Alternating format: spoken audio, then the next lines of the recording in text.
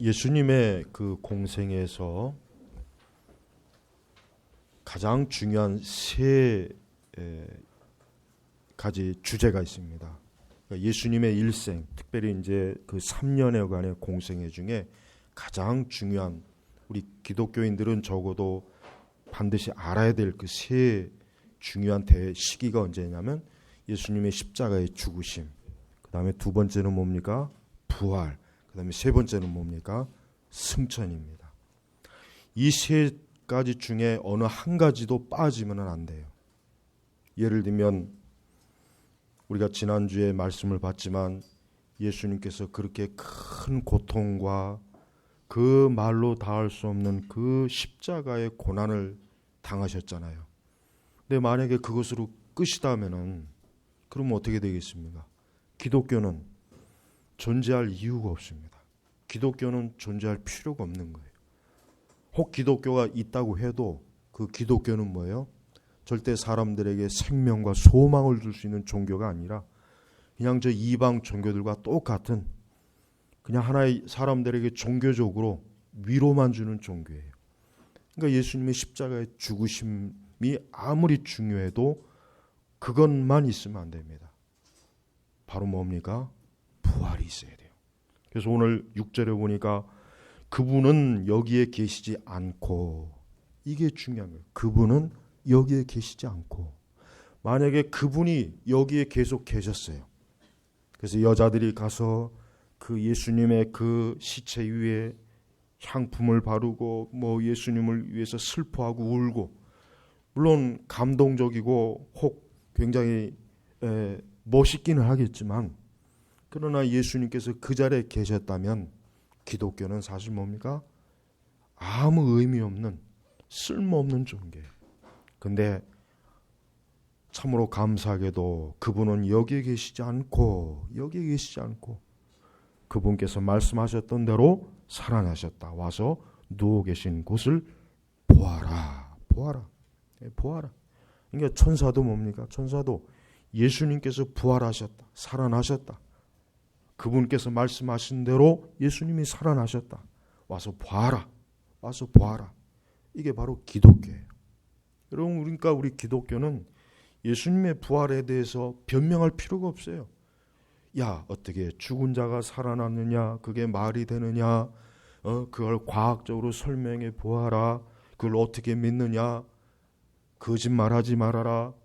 그런 말 아무리 해도 우리는 그런 거에 전혀 거기에 변명할 것도 없고 거기에 이유를 붙일 것도 없어요. 그냥 이 말씀이에요.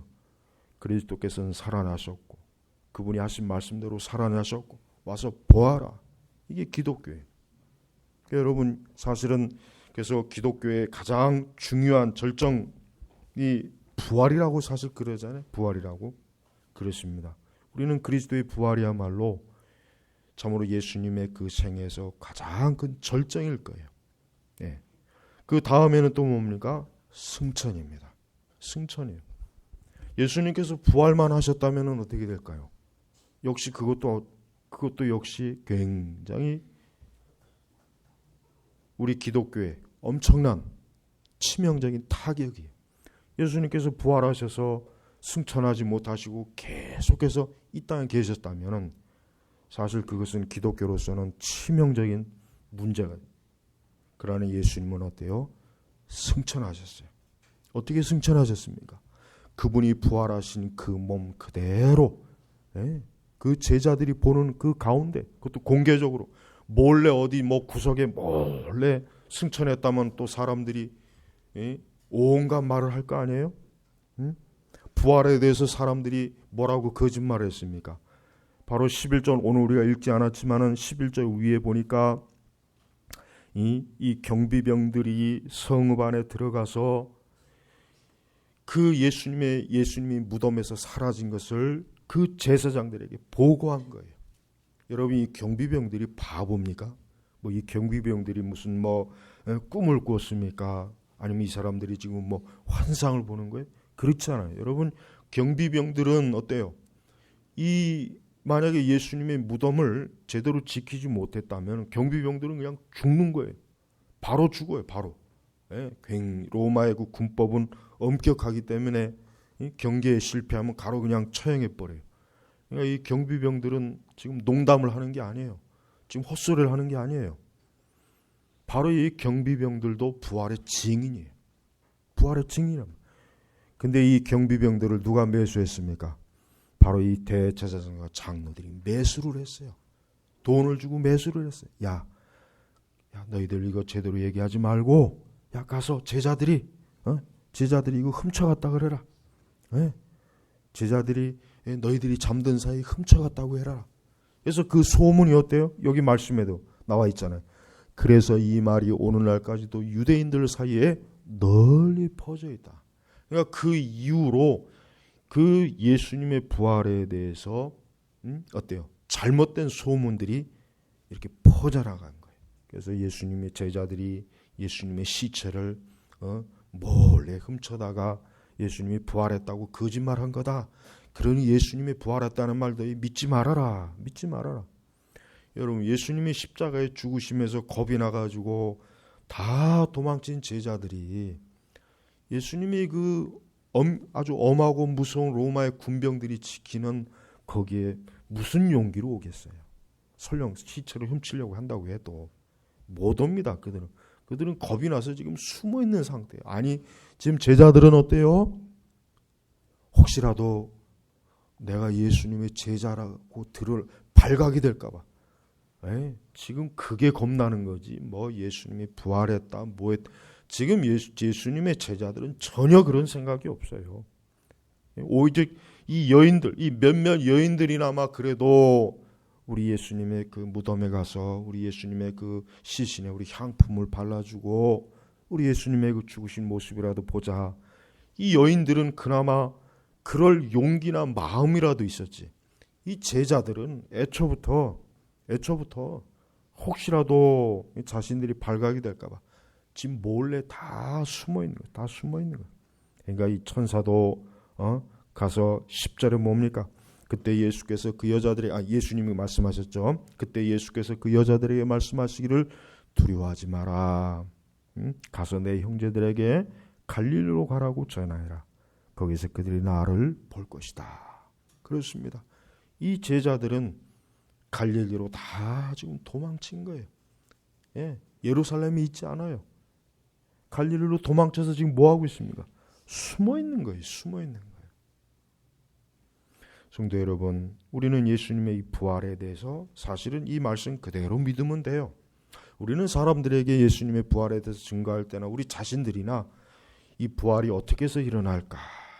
어떻게 해서 부활이 일어날까 해가지고 계산을 해보고 과학적으로 따져보고 이걸 아무리 따진다고 해서 우리는 그것을 알 수는 없습니다. 우리는 뭡니까? 이 그리스도의 부활하심을 믿는 것. 이게 바로 믿음이에요. 이게 바로 기독교의 믿음이에요. 이 기독교의 믿음이야말로 뭡니까? 이게 우리의 소망이요 생명인 것입니다. 베드로 사도가 뭐라 그랬습니까? 베드로 사도도 우리가 지금 예수님의 부활하심에 대해서 이것은 뭐예요? 꾸며낸 얘기가 아니다. 이건 우리가 지금 너희들에게 거짓말하는 것이다. 우리가 직접 보았다. 우리가 들었다. 우리가 알았다. 우리가 그분을 직접 배웠다. 그래서 베드로 사도 당시에도 벌써 예수님의 부활하심에 대해서 아마도 많은 사람들이 진짜 예수님 부활했습니까? 어떻게 죽은 자가 3일 만에 부활합니까? 그러니까 베드로 사도가 베드로서에 이거는 우리가 공개에 꾸며낸 말이 아니다. 우리는 예수님을 직접 뵀다. 그분이 우리를 찾아오셨다. 그러니까 베드로 사도도 어때요? 벌써 그 당시에 부활을 의심하고 부활을 믿지 못하는 사람들이 많았기 때문에 오죽하면 그런 말씀을 그 베드로서에다가 넣은 거 아닙니까? 그렇습니다. 지금도 그렇습니다. 여러분, 지금도 사람들은 아마도 오늘 이렇게 어느 교회 지나가다 보면 축 부활절이라고 아마 이렇게 현수막이 걸려 있거나 아마 그럴 수도 있어요. 근데 나는 그 축 부활절이란 말이 참 축 부활, 무슨 축 결혼도 아니고 축 장례식도 아니고 하긴 장례식 때 축이란 말은 쓰지 않으니까 그거 좀 어울리지 않는 말이에요. 사실은 축 부활 마치 우리가 예수님의 부활을 축하한다는 의미예요. 그 굉장히 교만하고 어리석은 거죠. 예수님은 하나님의 아들이시에요. 예수님은 죽음과 사망에서 그 능력으로 일어나신 분이에요. 그 부활을 일으키시는 분이 누구이십니까? 바로 하나님이시에요. 그러니까 우리는 예수님이 부활하심을 축하하는 게 아니에요. 뭡니까? 경배하는 거예요. 예배하는 것입니다. 축하하는 게 아니죠. 우리는 그분을 우러러 보면서 그분을 영화롭게 하고 그분을 예배하고 그분을 높이고 그 부활에 대해서 우리 자신이 기뻐하고 감사하고 그분 앞에 무릎을 꿇고 그 부활하심으로 말미암아 나 역시 이제 부활의 소망을 가지고 살아갈 수 있는 그 엄청난 기쁨, 그 즐거움, 그 영광에 우리가 사로잡히는 거예요. 축하하는 게 아니죠. 여러분, 예수님의 일생을 다시 한번 좀 짚어보겠습니다. 여러분, 예수님은 하나님께서 보내신 이 세상의 구세주이십니다. 예수님은 하나님의 아들이십니다. 그분은 이 세상에 빛으로 오셨어요. 그래서 요한복음에도 그렇지만은 예수님은 신약성경에서 그분은 빛이에요. 빛이에요. 무엇보다도 예수님에게 가장 어울리는 그 상징적 의미는 빛이에요. 어두운 가운데서 환히 그분이 오신 거예요. 근데 그분이 오신 그 자리는 어떤 곳이에요? 왕궁이 아니었어요. 어떤 무슨 엄청난 큰 광장이 아니었습니다. 저 바티칸에 있는 저 그리스도 저 황금 의자의 그곳이 아니었습니다. 어떤 곳입니까? 참으로 가난하고 비천한 곳. 그 양들과 짐승들이 우리에 있는 그곳에서 예수님이 태어나셨습니다. 자, 예수님의 출생 자체가 참으로 이 세상에 가장 낮은 곳이에요. 보잘것없는 곳이에요. 그 보잘것없는 곳에 그 빛이 오셨어요. 빛. 그러니까 여러분, 예수님의 빛이라고 하는 의미는 뭡니까? 이 세상의 절망과 어둠과 저주와 사망 가운데 있는 그 흑암 가운데 그 찬란한 빛, 그것도 그냥 빛이 아니에요.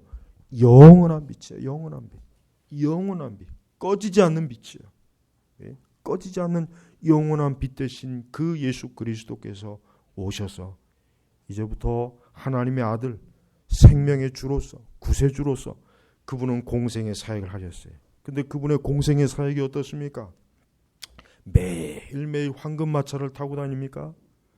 매일매일 꽃마차를 타고 다니면서 그분이 놀고 먹고 마시고 잔치하고 그러셨습니까? 아니죠. 하나님 나라의 복음을 전했어요. 제일 중요한 건 뭡니까? 하나님 나라의 복음이에요. 예수님께서 그 3년 동안 사람들에게 증거한 메시지는 이제 하나님 나라가 가까이 왔으니 너희는 그 하나님 나라를 들어갈 준비를 해라.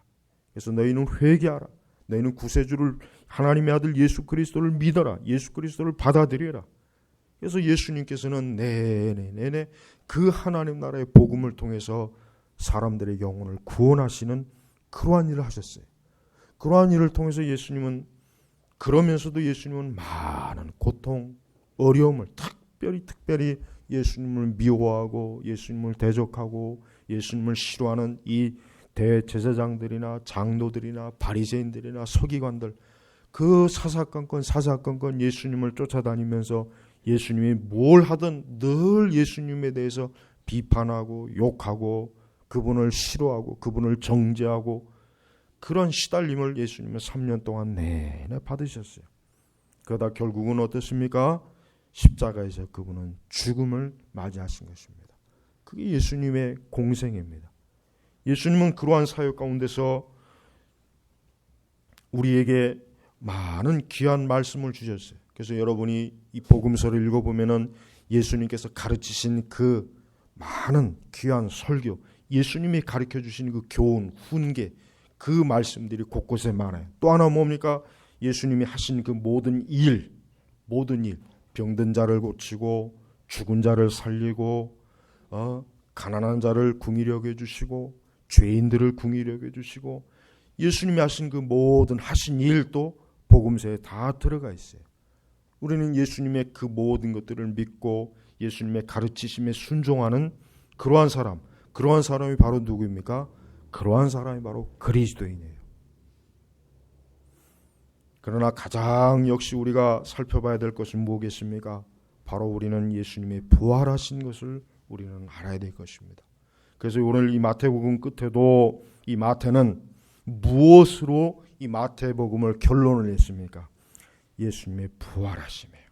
이 부활하심으로 예수님의 일생의 가장 정점이 되는 부활에 대한 그 영광스러운 모습을 마태는 성령의 그 감화와 감동으로 잘 여기다 기록해 놓은 거예요. 무엇보다도 예수님은 참으로 부활하셨다는 것, 우리는 이것을 믿어야 됩니다. 우리 기독교의 믿음은 말 그대로 부활의 믿음이잖아요. 이 부활은 뭡니까? 더 이상 사망과 죽음과 정죄가 힘을 쓰지 못하는 거예요.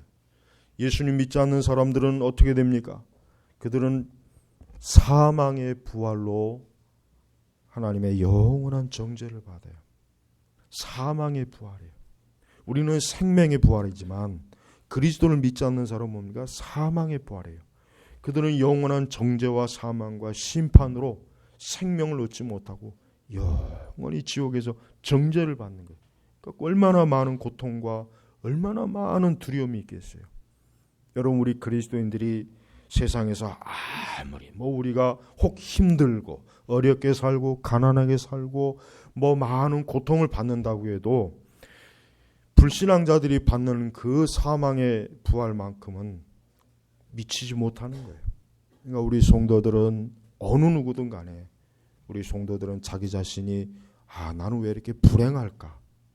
왜 이렇게 삶에 기쁨이 없을까? 왜 소망이 없을까? 왜 나는 이렇게 이렇게 인생이 왜 이렇게 변변치 못할까? 이런 생각을 갖는 사람이 아니에요. 그리스도인들은 예수 그리스도의 그 생명의 부활을 얻었기 때문에 자신의 모든 삶 전체가 어때요? 그 부활의 기쁨과 영광에 충만히 거기에 안착하는 거예요. 안착. 거기에 잘 들어서 있는단 말이에요. 여러분, 그리스도인이 돼가지고 자신의 삶을 비관하거나 정죄하거나 자신의 삶을 초라하게 보거나 보잘것없이 보는 것은 그것은 부활을 모르는 거예요. 부활의 생명을 모르는 것이란 말이에요.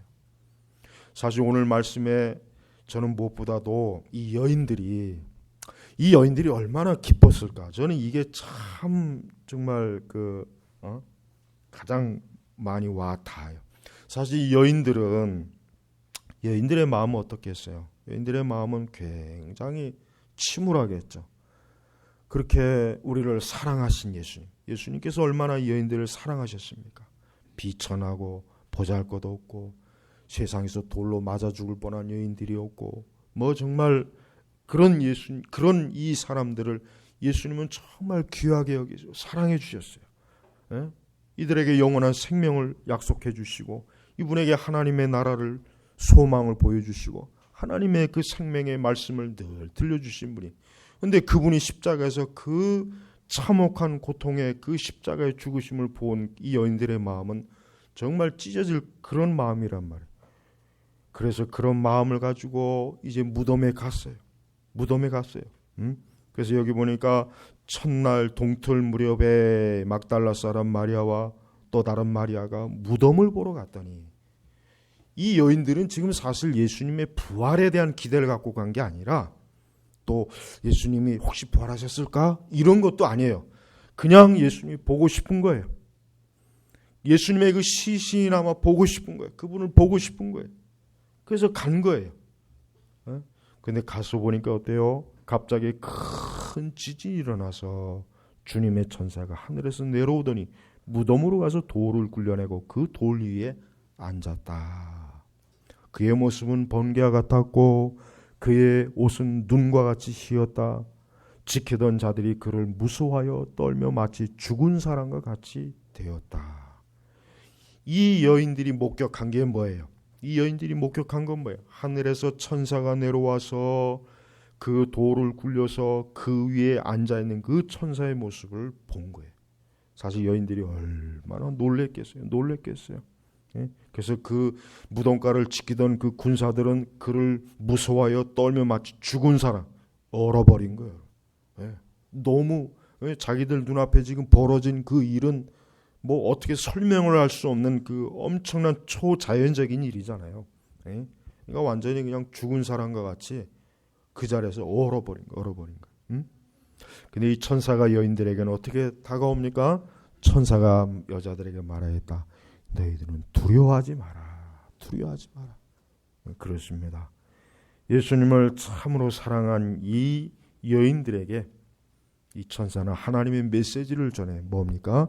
너희들은 두려워하지 마라. 두려워하지 마라. 너희가 십자가에 못 박히신 예수님을 찾는 것을 내가 안다. 내가 안다. 응?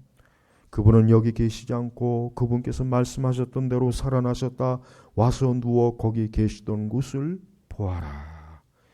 여러분, 이 메시지가 이 여인들을 얼마나 놀라게 했으며 또 한편으로 얼마나 기쁘게 했고 얼마나 아마 말로 다 할 수 없는 이 여인들의 마음에 큰 소망을 주실 거예요. 야, 예수님이 살아나셨구나. 우리는 이제 다시는 예수님의 그 살아계신 모습을 못 보고 이제는 예수님과 함께 할 수 없는 줄 알았더니 그 예수님이 참으로 살아나셨구나. 그분의 말씀대로 살아나셨구나. 이 여인들은 그 소식, 이 소식을 들으면서 아마 자기들끼리 서로 얼싸안고 아마 기뻐하고 감사하고 하나님께 찬송을 올리고 예배를 올리고 그런 마음일 거예요. 이게 사실 우리 모든 그리스도인의 마음이어야 돼요. 여러분, 우리는 불필요하게 부활절에 새벽에 나와서 예배를 드린다 안 드린다 그게 중요한 게 아니죠. 우리는 참으로 내게 부활의 소망과 믿음이 있느냐, 이게 우리에게 있어야 되죠. 네? 우리 성도 여러분들에게는 부활의 믿음이 있습니까? 부활의 소망이 있습니까? 우리 기독교는 무덤의 종교가 아닙니다. 그래서 여러분, 서양 사람들의 그 장례 의식은 여전히 물론 기독교가 많이 쇠퇴해서 많이 희석이 되긴 했지만 이 서양 사람들의 이 장례 의식은 우리 동양, 특별히 우리 한국의 그 장례 의식처럼 그렇게 막 탄식하고 울고불고 막 그러질 않아요. 근데 우리 한국의 장례 의식을 한번 보세요. 요즘은 그래도 좀 덜하죠. 저 어릴 때 그 상여 나가는 거 막 이렇게 보면은 그 자손들이 그냥 그 베옷을 입고 막 울고 불고 그냥 난 그게 무섭더라고. 난 그게 무서웠어요. 저는 어릴 때 상여나 이런 게 무서운 게 아니라 그 우는 모습이 우는 모습. 여기 아마 우리 40대 분들은 다 알 거예요. 지금이야 저 병원에서 그냥 저렇게 장례하니까 이게 장례인지 결혼식인지 무슨 잔치인지 돌잔치인지 뭔지 별로 그렇게 감흥이 없잖아요, 별로. 근데 예전에는 그 상여가 지나가면은 그 뒤에 자손들이 쭉 그냥 그 베옷을 입고 통곡을 하고 울고 가지 말라고 그러고. 저는 그게 아주 똑똑하게 지금도 생각 없이 각인해. 난 그게 무서워요. 그게 무섭더라고. 기독교는 바로 뭐야? 그 죽음과 사망과 저주에서 우리를 건지는 거예요. 해방된 거예요. 그러니까 사실은 기독교는 죽음에 대해서 어떠한 무슨 애달픈 마음, 기독교의 어떤 죽음에 대한 공포, 절망, 어둠, 사실 기독교는 이게 없습니다. 물론 예수님도 나사렛의 죽으심에 대해서 우셨어요. 물론 전혀 슬픔이 없는 건 아니겠죠. 그러나 궁극적으로 기독교는 뭐예요? 부활의 소망을 이 부활의 이 소망과 이 부활의 영광을 알고 믿고 확신하는 그런 성도들의 그 마음은 기쁨이에요. 기쁨.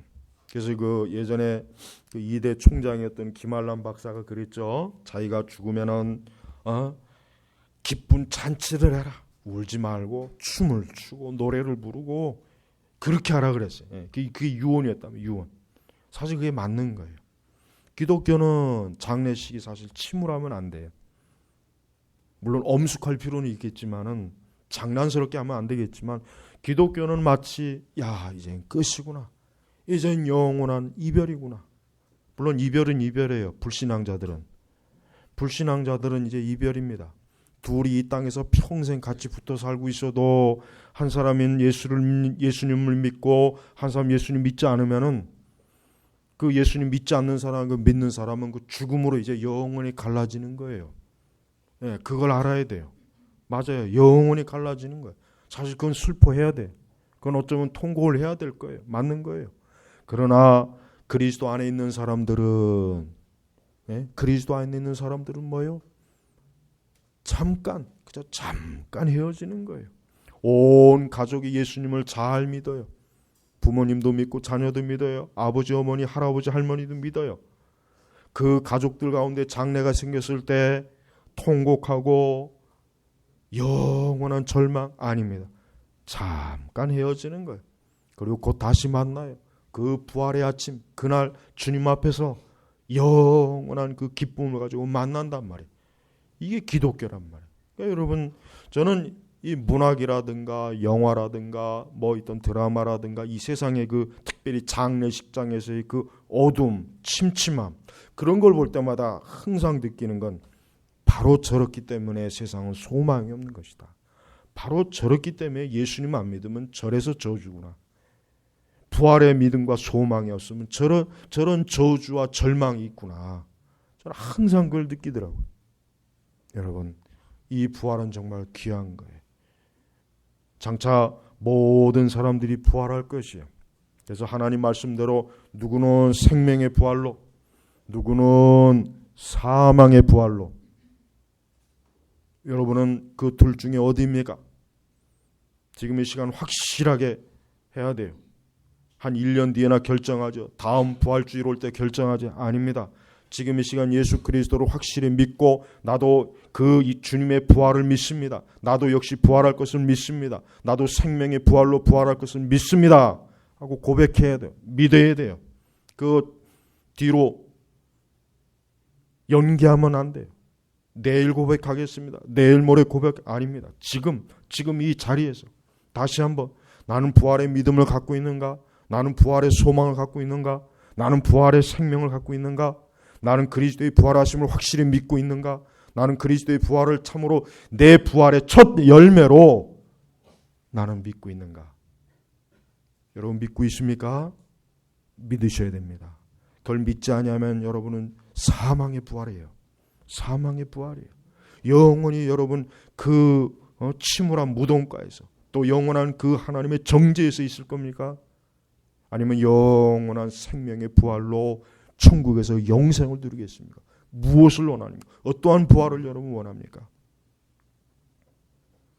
예수님께서는 특별히 이 부활의 아침에 그분은 그 여인들에게 직접 나타나셨어요. 직접. 이게 이제 아마 가장 여인들이 아마 너무 기뻐하겠죠. 9절에 보니까 그런데 갑자기 예수께서 그 여자들을 만나 평안하냐.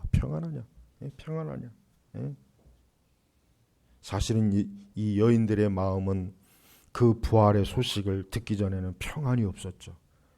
슬픔이겠죠. 사랑하는 주님의 그 죽으심에 대한 애통과 그 참 절망이겠죠. 근데 첫 번째 천사로부터 들은 부활의 소식. 두 번째는 뭡니까? 이젠 그 부활하신 예수님을 직접 뵙고 그분이 말씀한 평안하냐. 예수님께서 부활하신 그 이후에 첫 마디가 첫 번째 한 그분의 말씀이 뭡니까? 평안하냐. 우리 성도 여러분 평안하십니까? 우리 성도 여러분 평안하세요? 오늘 이 부활절 예배 드릴 때 우리 성도님의 심령은 어때요? 평안하십니까? 오늘 주님이 여러분들에게 묻는 거예요. 평안하냐? 여러분 마음의 심령에 주여 내가 평안합니다. 내가 주님을 뵙고 주님을 만남으로 평안합니다. 내가 주님이 계시기 때문에 평안합니다. 내가 이 세상 염려와 근심이 날마다 나를 산더미같이 몰려온다 해도 나를 위해서 그 죽음에서 부활하신 주님이 계시기 때문에 내가 평안합니다. 이게 참된 성도의 고백이에요. 평안이냐 주님이 물으시잖아요. 그 여자들이 다가가서 그분의 발을 붙잡고 뭡니까? 경배하였다. 바로 이거예요. 바로 이게 부활절 예배의 모습이에요. 네?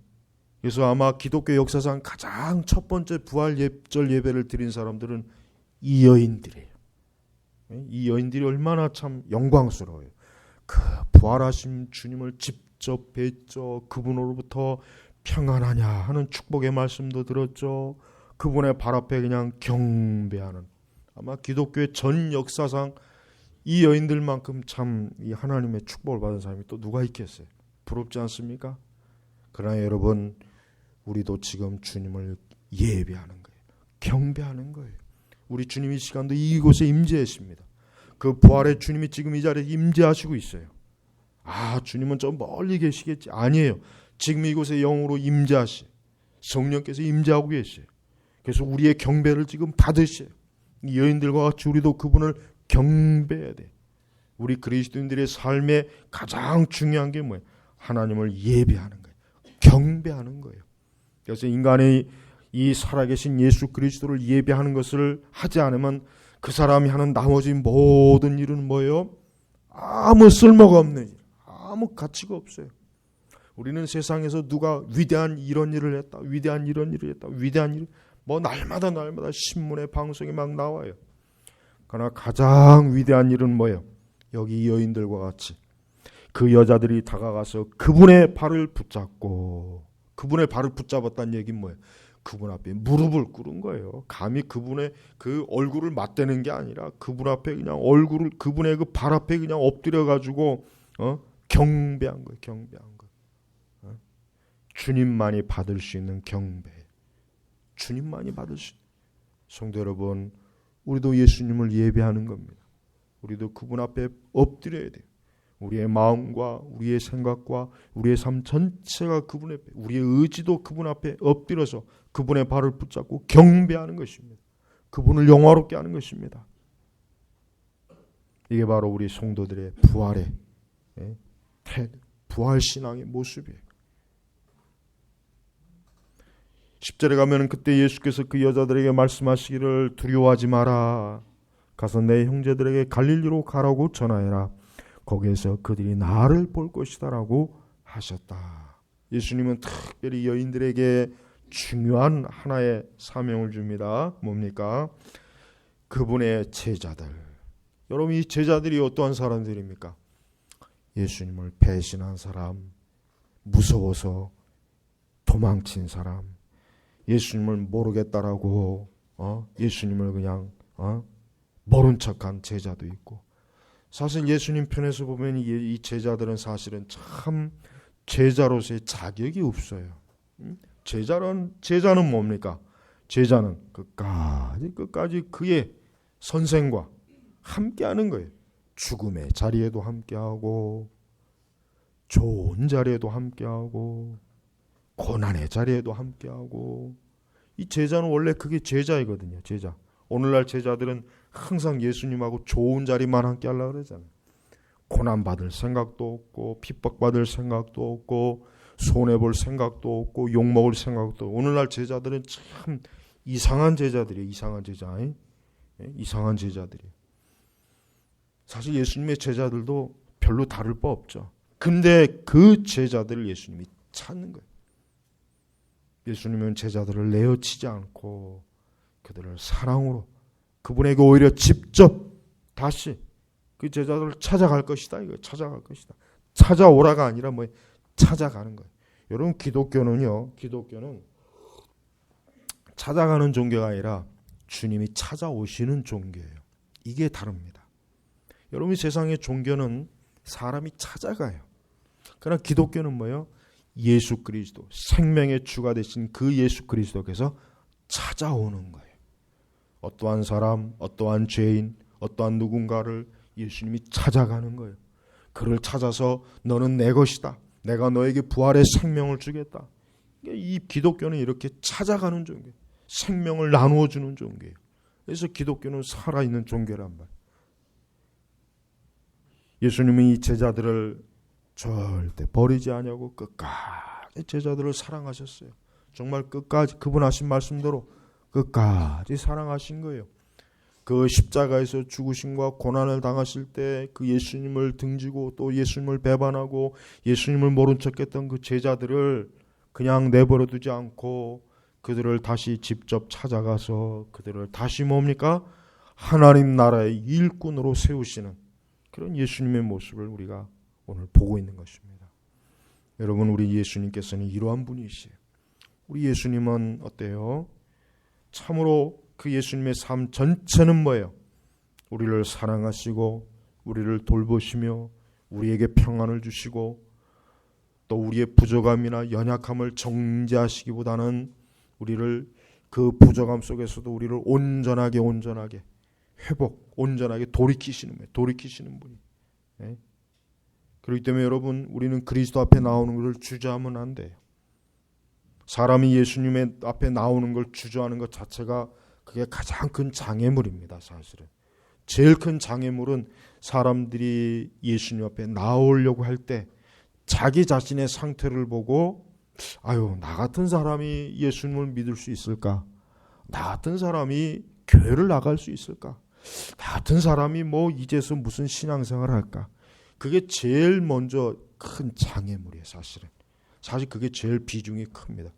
그의 양심과 그의 마음속에서 왠지 예수님께 그냥 나아가면 뭔가 좀 미안한 것 같고 뭔가 부족한 것 같고 뭔가 좀 채워야 될 것 같고 뭔가 좀 준비도 많이 할 것 같고 막 그런 생각이에요.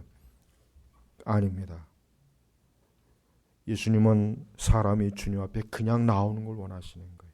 예수님이 어떠한 사람을 찾았을 때 그 사람에게 가장 좋은 상태에서 그 사람을 찾는 게 아니에요. 최악의 상태. 그 사람이 절망과 소망이 없고 죄의 진창에 깊이 빠져서 더 이상 어떻게 할 수 없을 때 그때 예수님이 찾아갑니다. 그러니까 예수님이 찾아올 때 우리는 기쁨으로 맞아들여야 돼요. 주님이 찾아올 때 우리는 거부하면 안 돼요. 주여, 주께서 나같이 비천하고 보잘것없는 사람을 에게 찾아오셨군요. 주여, 감사합니다. 그분 앞에 경배하는 거예요. 염치불구하고 경배하는 거예요. 그분에게 엎드리는 거예요. 주님이 날 받아주실 이때 기꺼이 거절하지 말고 주님 앞에 기꺼이 달려가는 거예요. 바로 그겁니다. 너무나 많은 사람들이 예수님을 예수님의 그 거룩하심이나 그 영광 앞에 주눅이 들어서 그런지 자기 자신의 죄인의 모습과 비교를 해요. 그러니까 나는 예수님 앞에 나아가기 합당하지 않다. 나는 좀 더 시간이 지나서 주님 앞에 나아가야 되겠다. 나는 좀 더 시간이 흐르고 내가 좀 깨끗해질 때 그분 앞에 나아가야 되겠다. 그것 때문에 주님을 영접하지 않아요. 그게 얼마나 잘못된 것입니까? 아니에요. 그냥 나오는 거예요. 그리스도 앞에 그냥 나오세요. 나는 무슨 죄를 졌는데 나는 이런 놈입니다. 아니에요. 그냥 나오면 돼요. 그냥 나오면. 주님이 찾아가면 염치불구하고 얼굴에 철판을 깎고 주여, 나는 죄인입니다. 주여, 나를 받아주시옵소서. 네? 삭개오가 예수님께서 내가 오늘 너희 집에 유하겠다 하니까 삭개오가 어떻게 됐습니까? 막 좋아가지고 막 삭개오가 만약에 지금은 집이 좀 지저분합니다. 한 3일 뒤에 오세요. 청소해야 돼요. 지금 좀 때가 아닌 것 같습니다. 제가 지금 목욕도 안 했어요. 샤워도 안 했어요. 아니에요. 그냥 주님이 오신다니까 삭개오가 그냥 맞이했잖아. 바로 그거란 말이에요. 바로 그거란 말이에요. 여러분, 우리 성도들도 그렇지만은 우리 불신앙자도 그래요. 예수님을 왜 기꺼이 맞이하지 않습니까? 왜 예수님을 기꺼이 맞이하려고 하지 않을까요? 왜 빛 대신 생명이 되시는 주님을 기꺼이 맞이할 생각 안 하고 왜 자꾸 그분을 멀리 하려고만 해요? 그러지 마세요. 오늘 이 시간 여러분에게 주님이 물으십니다. 평안하냐? 평안하냐? 두려워하지 말아라. 내가 지금 너희와 함께 있다. 내가 너와 함께 있다. 주님을 맞이하세요. 주님을 모시세요. 주님을 더 가까이 모시세요. 우리 믿는 성도들도 날마다 주님을 모셔야 됩니다. 날마다 주님을 가까이 해야 돼요. 그래야 우리의 삶이 어때요? 주님과 함께하는 그 생명이 충만한 거예요. 충만한 거예요. 우리 기독교의 삶은 다른 게 아니에요. 매일매일 예수님과 무엇보다도 부활하신 예수님, 무덤 속에 있는 예수님이 아니에요. 우리는 무덤 속에 있는 예수님을 믿는 게 아닙니다. 부활하신 살아계신 주님, 지금도 살아계신 분, 나와 함께 하시고 나를 위해서 중보해 주시고 나와 동행하시고 내 영원한 목자가 되시고 인도자가 되시는 예수 그리스도가 지금 살아계시단 말이에요. 제발 오늘 이 부활절 아침에 우리 제나바 교육교회 성도 여러분, 제발 예수님을 가장 가까이 모십시오. 이 여인들과 같았으면 좋겠어요. 이 여인들과 같이 주님을 사랑하는 사람이었으면 좋겠어요. 이 여인들과 같이 주님의 계신 곳이라면 어디든지 개의치 않냐고 달려가는 사람이었으면 좋겠어요. 그 사람들이 바로 주님을 만나는 거예요. 그 사람들이 바로 주님의 그 평안하냐라는 그 위로와 축복을 받는 거예요. 너무나 많은 사람들이 평안이 없죠. 두려워하죠. 그리스도가 없기 때문에 그래요. 예수님이 없기 때문에 그러는 거예요. 우리 오늘 제네바 교육교회 성도 여러분들은 주께서 여러분들을 찾아오셨고 여러분들은 그 주님을 영접하기만 하면 돼요. 주님을 만나기만 하면 돼요. 오늘 이 말씀으로 찾아오셨기 때문에 주님을 만나는 그런 축복을 얻을 수 있습니다. 기도하겠습니다. 하나님 아버지 감사합니다. 오늘 이렇게 부활절에 우리 주 예수 그리스도의 부활이 어떠한 영적인 의미가 있는지, 어떠한 생명의 참 축복이 있는지를 말씀을 통해서 증거했습니다. 오늘 이 모든 자리에 있는 모든 분들이 오늘 이 부활하신 예수님을 만난 여인들과 같이 평안하냐라는 주의 음성을 듣게 하시고 말씀을 듣게 하심으로 저들의 심령이 가장 영광스럽고 기쁨이 넘치고 거룩함이 충만한 은혜의 그러한 마음과 의지와 그러한 삶이 되게 하옵소서. 예수 그리스도의 이름으로 기도 올렸습니다. 아멘.